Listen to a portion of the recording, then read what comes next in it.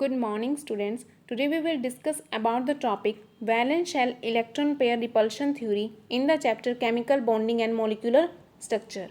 Why we are studying this theory? Because it predicts the shape as well as geometry of the molecules. Geometry is just referred as the 3D arrangement of the bonded atoms, and this molecular geometry of molecules can be predicted with the help of a valence shell electron pair repulsion theory. For example, water having the bent shape and ammonia having the pyramidal shape with the tetrahedral geometry. So, to discuss about the shapes, we should know about the basic terms, and these are valence electron. These are the electrons that take part in the chemical bonding, and the shell in which these are present is known as the valence shell or the outermost shell of an atom. So to discuss or to predict about the shapes, we first know that about the Lewis dot structure. These are the shorthand representation of the bonded as well as non-bonded electrons. Let us take an example of water molecule in which there are oxygen and hydrogen atoms are present. Oxygen having the 6 valence electrons on it and hydrogen having the 1 valence electron on it. But the question is here is that these all the 6 electrons will help in chemical bonding or not. Only these 2 electrons will help in bonding. These are known as the bond pair, and the remaining 4 electrons exist in a pair known as the non-bonding electrons or exist as a lone pair represented as a L dot P. So basically students आपके पास क्या होते हैं, आपको shapes predict करने के लिए bonding और नॉन बॉन्डिंग इलेक्ट्रॉन्स का पता होना ज़रूरी है, और वो आपको कैसे पता चलेगा अगर आपको इलेक्ट्रॉनिक कॉन्फ़िगरेशन आती है तो. So let us start with the valence shell electron pair repulsion theory, which is also known as the VSEPR theory. There are the basic 5 assumptions of this theory, and the first one is the molecular geometry depends upon the number of electron pairs.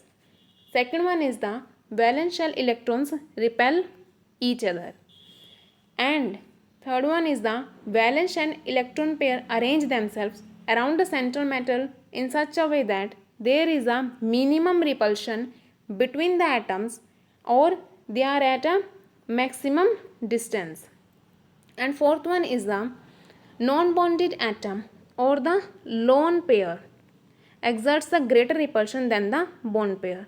So order of the repulsion will be lone pair repulsion is greater than the lone pair bond pair repulsion, which is also greater than the bond pair repulsion. And the fifth one assumption is to determine the electronic geometry, we consider 2 pair of electron that is double bond and 3 pair of electron that is triple bond as a single bond. Means these can be treated as a single bond. So these are the 5 assumptions of the VSEPR theory. So now this is a table of geometry of molecules based upon the number of electron pairs only. Let's discuss one by one. Here we are discussing the first one consisting or containing the bond pairs only. अभी हम सिर्फ वो examples consider करेंगे जहाँ पे आपके bond pairs बनते हैं. ठीक है, अभी आपके लॉन पेयर्स वाले जो टेबल है वो हम बाद में डिस्कस करेंगे. फर्स्ट वन हम कौन से एग्जांपल्स डिस्कस कर रहे हैं जहाँ पे आपके बॉन्ड पेयर्स हैं. सो आपको जब भी ज्योमेट्री कैलकुलेट करनी है you should know about the valence electrons present on the central atom. So here in this example, that is beryllium difluoride, it having the linear shape because beryllium having the 2 valence electron 2s2, and these 2 valence electron shares the 2 electrons of fluorine out of the 7, and they are lying at a 180 degree to carrying the minimum repulsion between them and at maximum distance. So basically students आपके पास क्या है, यहाँ पे linear structure हो जाएगा, क्योंकि जो आपके दोनों बॉन्ड्स बन रहे हैं वो कैसे लाई कर रहे हैं, 180 डिग्री पे. So next one example is boron trifluoride having the trigonal planar shape. Because boron की जो आपके पास है एटॉमिक नंबर वो क्या होता है 5, having the electronic configuration 2s2 and 2p1. It means there are 3 valence electrons present in it, and these will share the 3 electrons of a fluorine and forms the triangle which is known as the trigonal planar shape, having the bond angle 120 degree between them. Next one example is methane, that is CH4. It having the tetrahedral geometry because carbon share all its 4 valence electrons with the 4 hydrogen atoms like this and forms the tetrahedral structure with the bond angle 109.5 degree Celsius. We further move on the next example, that is PCl5 having the trigonal bipyramidal shape because out of the 5 electrons, 5 chlorines, 3 will forms the triangle and 2 carry at the axial positions, which is known as the axial bonds, which are larger than the equatorial bonds. Basically these axial bonds lie at the 90 degree because phosphorus having the 5 valence electrons in it. Phosphorus के पास क्या होते हैं बच्चे 5 electrons होते हैं. ये belong करता है आपके ग्रुप नंबर 15 से, जिसके पास 5 इलेक्ट्रॉन्स होते हैं, वैलेंस इलेक्ट्रॉन्स होते हैं.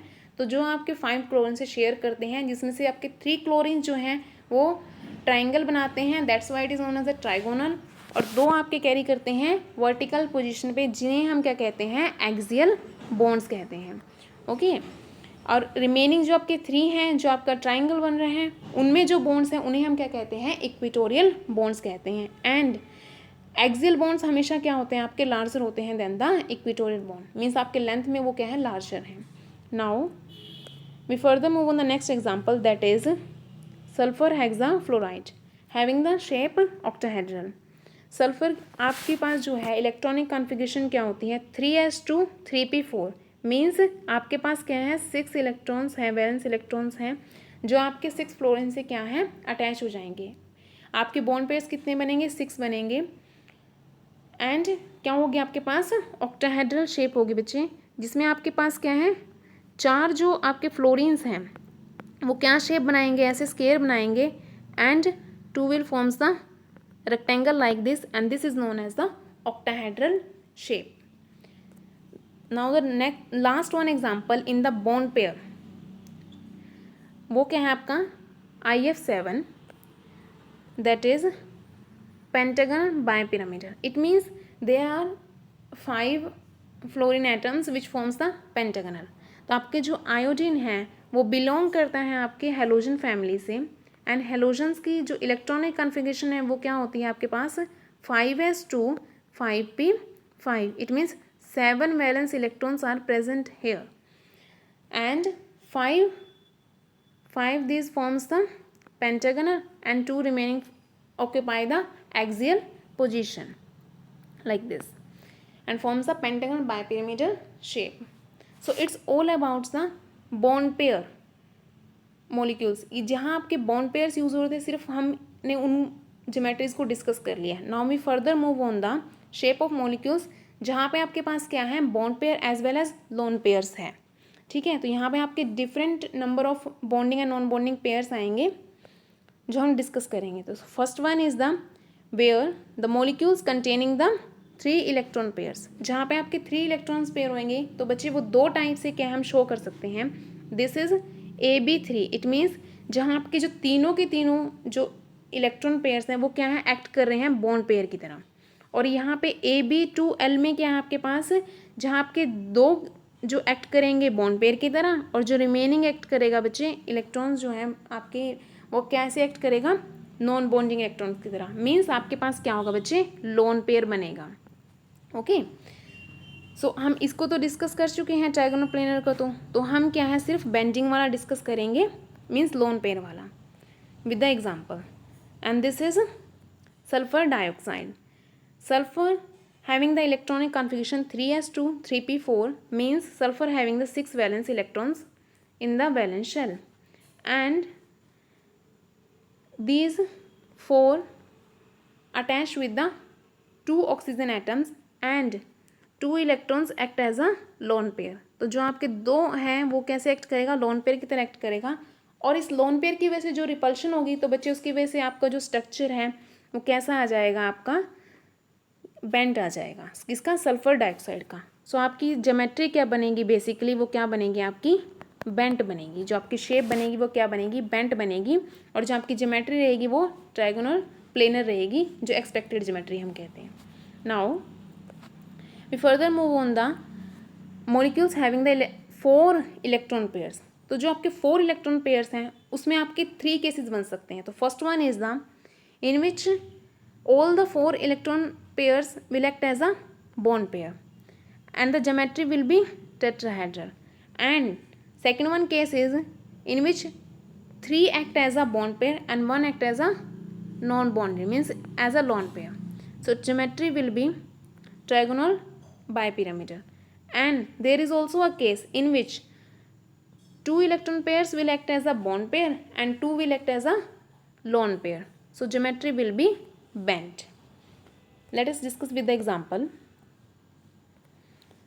In the case of ammonia, nitrogen is the central atom with the electronic configuration 2s2 2p3, means nitrogen having the 5 valence electrons and 3 will act as a bond pair and the remaining 2 will act as a lone pair. तो आपके पास lone pair बनेगा ammonia पे, ठीक है, जिसे हम कैसे show कर सकते हैं, like this also with the bond angle 100 degree 7 degree Celsius. So आपके पास जो शेप है बच्चे वो क्या आ जाएगी, पिरामिडल शेप आएगी, किसकी, अमोनिया की.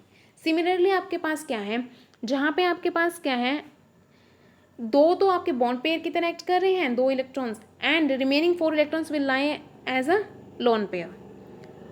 And this is a example of water having a central atom as a oxygen with 6 valence electrons and 4 valence electron act as a lone pair in it, and due to the presence of 2 lone pair on this oxygen molecules, these hydrogen bonds gets closer to each other and forms the angle of 104.5 degree Celsius with the bent shape.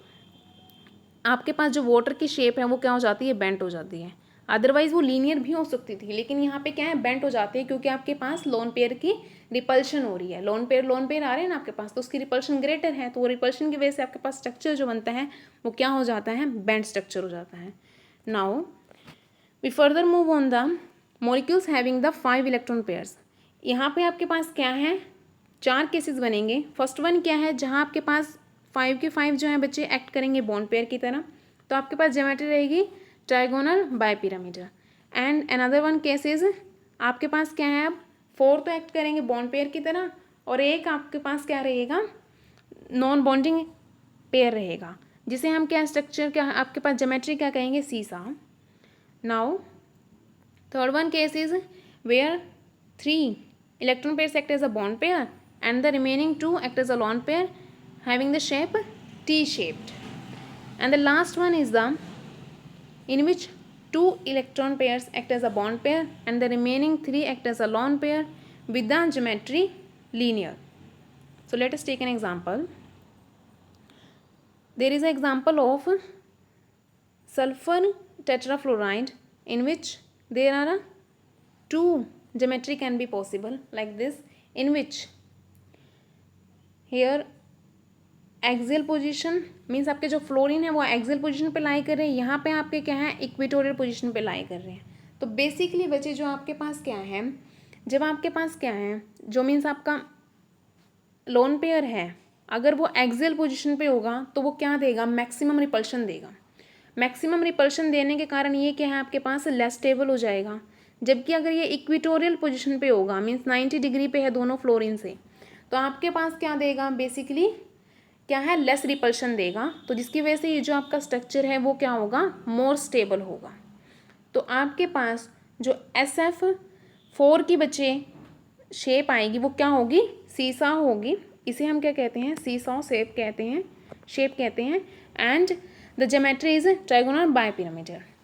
And another example is chlorine trifluoride, in which the lone pair occupies at the equatorial position and forms the T shape। ये आपके पास क्या है बच्चे, T shape बन गई यहाँ पे। फ्लोरीन जो है आपके एक्सियल पोजिशंस पे है and one lie on the equatorial position, forms the T shape. And because ये सारा स्ट्रक्चर ऐसे क्यों बना है, क्योंकि जो आपका क्लोरीन है उसमें क्या होते हैं, आपके जो क्लोरीन की इलेक्ट्रॉनिक कॉन्फ़िगरेशन है वो क्या है, 3s2 3p5। It means there are 7 valence electrons present on it. तो आपके पास जो 7 है, 7 में से आपके 3 जो हैं वो क्या है, फ्लोरीन शेयर कर लेगा आउट ऑफ दीज 7। एंड जो आपके 4 इलेक्ट्रॉन्स हैं वो क्या है, आपके लोन पेयर की तरह एक्ट करेंगे। ठीक है, तो आपके पास शेप क्या आ जाएगी, T शेप आ जाएगी। Now we further move on the last type, that is in which molecules contains the 6 electron pairs. There will be 3 cases, and first one is the in which 6 electron pairs act as a bond pair. None of these is a non-bonding pair. So geometry will be octahedral. And the another case is AB5, means there are 5 bonding electrons and one will be a lone pair.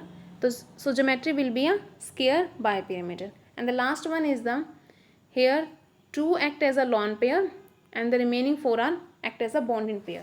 Geometry will be square planar. Let us take an example. First one is the boron pentafluoride.